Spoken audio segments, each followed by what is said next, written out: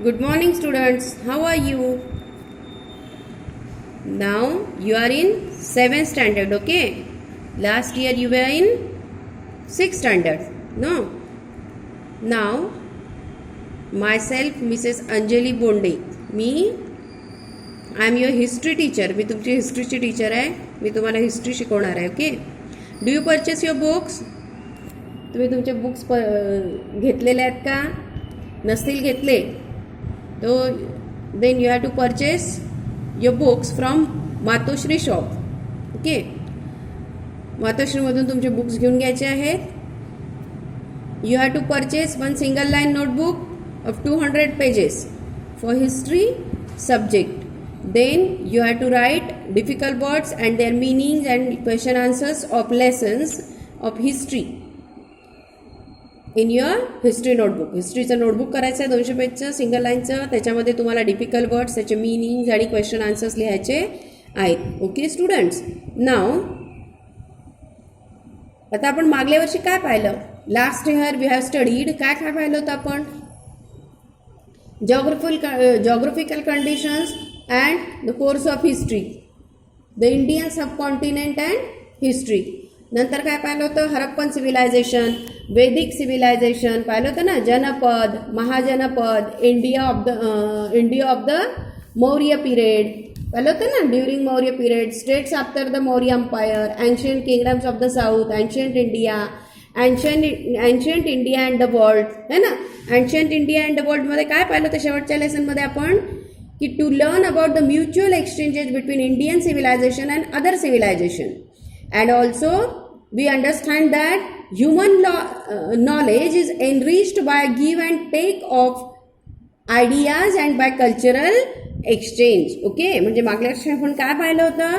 की भारतीय संस्कृती आणि इतर संस्कृती याच्यातील आदान प्रदान समजून घेतलं होतं. नंतर वैचारिक आणि सांस्कृतिक देवाणघेवाण यांनी मानवाचं ज्ञान जास्ती समृद्ध होतं हे सुद्धा आपण समजून घेतलं होतं शेवटच्या लेसनमध्ये. Now we are going to start lesson number 1. आता आपण कोणतं लेसन बघणार आहोत? पहिला लेसन. तर बघा आता तुम्हाला आता पहिल्या लेसनची आणि हिस्ट्रीचं इंट्रोडक्शन याची तुम्हाला लिंक पाठवली होती. तर ती लिंक पाठवल्यावर तुमच्या क्लासमध्ये फक्त नंदिता मानकर आणि शुभम मानकर या दोघांनी ती लिंक ते जॉईन झाले होते आणि त्यांनी अटेंड केला होता पहिली झूम मीटिंग हिस्ट्रीची, ओके? तर त्यांनी पाहिलं त्यात आपण in that meeting taken introduction and also explain first paragraph from we study to events. इथपर्यंत पॅरेग्राफ एक्सप्लेन केला होता. बाकीच्यांनी पाहिलेलं नाही, अटेंड केलं नाही, म्हणून मी त्यांच्यासाठी हा व्हिडिओ तयार करत आहे. अदरवाईज वी विल नॉट काय पाहिजे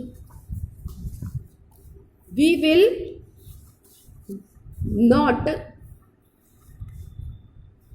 explain you that part of the lesson which was in Zoom meeting. म्हणजे झूम मीटिंगमध्ये जो पिरियड झालेला आहे तो आम्ही याच्यानंतर डबल रिपीट करणार नाही.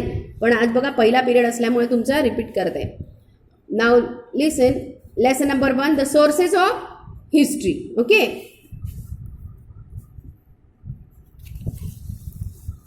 Sources of history. Now first of all I am reading this lesson. You have to put your finger on each and every word and also listen carefully. We studied ancient Indian history last year. This year we are going to study the medieval period of Indian history. Broadly, the period from the 9th century CE till the end of the 18th century CE is considered to be the medieval period of Indian history. In this lesson, we are going to study the source of medieval history.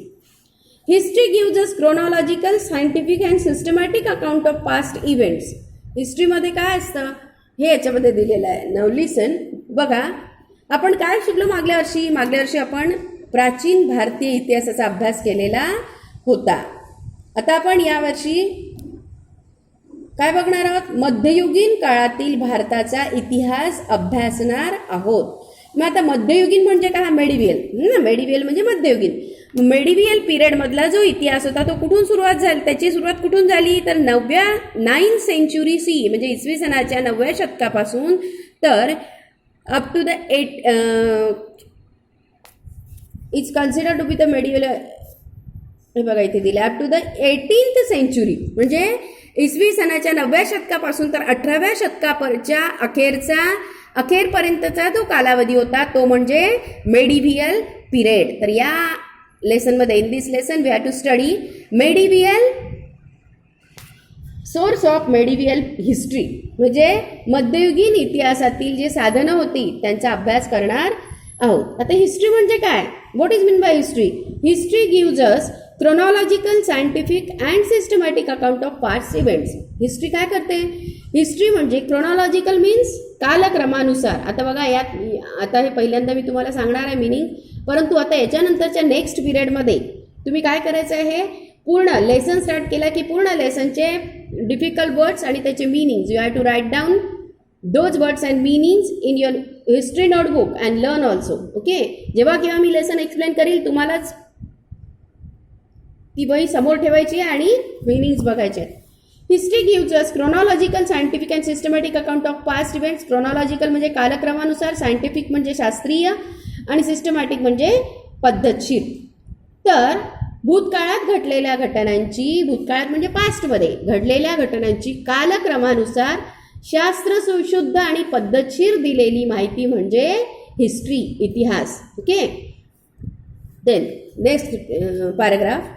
4 factors are very important from the viewpoint of history. They are individual, society, place and time.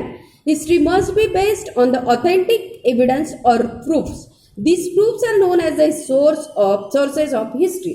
म्हणजे काय की 4 factors इतिहासाच्या दृष्टिकोनातून महत्त्वाचे आहेत. कोणते 4? तर individuals म्हणजे व्यक्ती समजा, नंतर सोसायटी म्हणजे समाज, प्लेस म्हणजे स्थळ आणि टाइम म्हणजे काळ. हे 4 गोष्टी या अत्यंत महत्त्वाच्या आहेत. History is based on the authentic evidence. Authentics म्हणजे विश्वसनीय, एव्हिडन्स म्हणजे पुरावा किंवा प्रूफ ज्याला म्हणतो आपण. तर हिस्ट्री कशावर डिपेंड आहे? तर हिस्ट्री, इतिहास, हिस्ट्री हा विश्वसनीय पुराव्यांवर आधारित असावा लागतो. ऑथेंटिक एव्हिडन्सेसवर आधारित असावा लागतो. आणि या पुराव्यांनाच, हे जे एव्हिडन्सेस आहेत यालाच काय म्हणतात? Sources of history. काय म्हणतात? Sources of history. Okay students, now in the next period we will discuss remaining part of this lesson. Okay, now the homework is you have to read this lesson by heart, learn those difficult words and their meanings and spellings. Okay, students, thank you.